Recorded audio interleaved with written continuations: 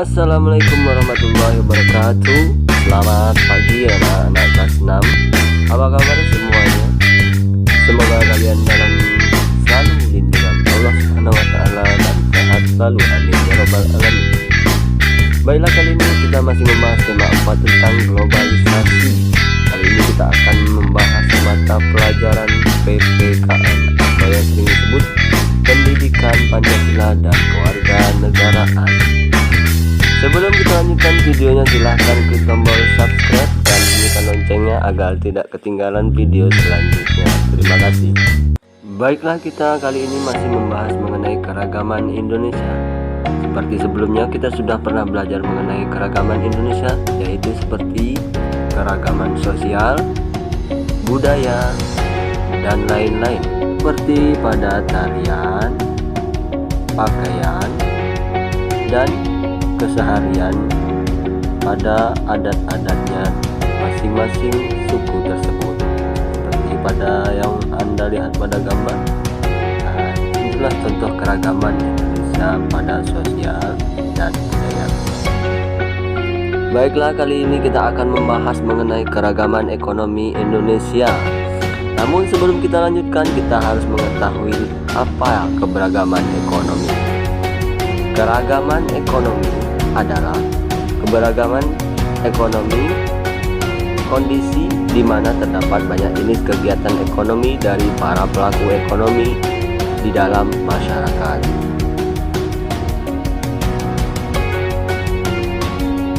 Adapun macam-macam usaha bidang ekonomi, diantaranya pertanian, perkebunan, peternakan, perikanan, kehutanan, pertambangan, perindustrian, perdagangan, jasa, dan pariwisata.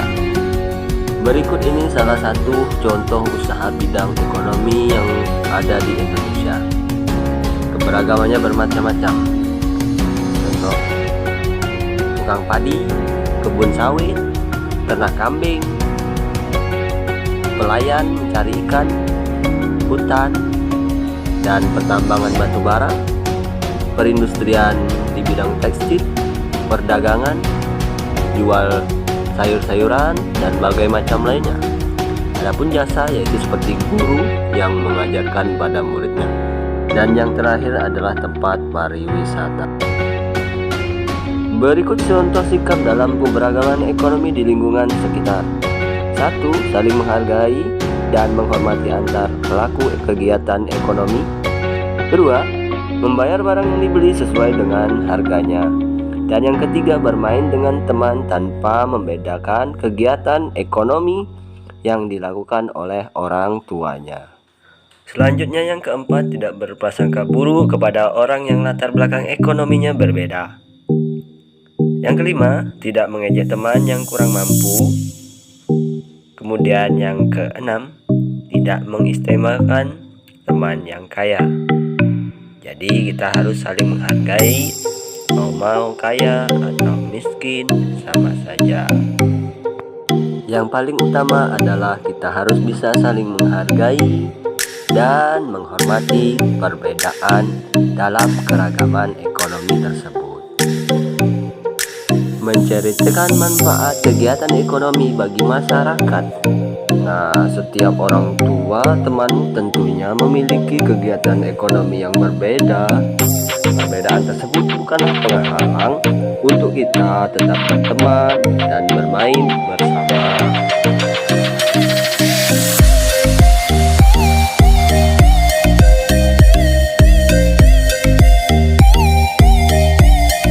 Adapun akibat menghargai keragaman kegiatan ekonomi, setiap kegiatan ekonomi bermanfaat bagi kesejahteraan kita. Kemudian yang kedua, sikap saling menghargai itu akan memberikan motivasi setiap orang untuk melaksanakan kegiatan ekonomi dengan baik. Selanjutnya yang ketiga, untuk menghadapi perbedaan kemampuan ekonomi, kita harus berusaha dan mengenali potensi diri. Kita kembangkan bakat yang dimiliki untuk menutupi kekurangan diri. Kemudian, masyarakat yang saling menghargai dan membantu akan menjadi modal untuk menjaga persatuan dan kesatuan bangsa dan negara. Seperti simbol negara kita yaitu Bhinneka Tunggal Ika. Walau berbeda-beda, kita tetap satu juga. Mari bersama majukan ekonomi bangsa dengan bangga menggunakan barang-barang buatan dalam negeri.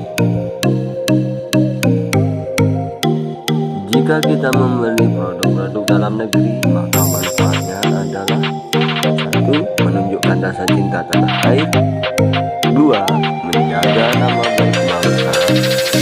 3. Menunjukkan rasa cinta terhadap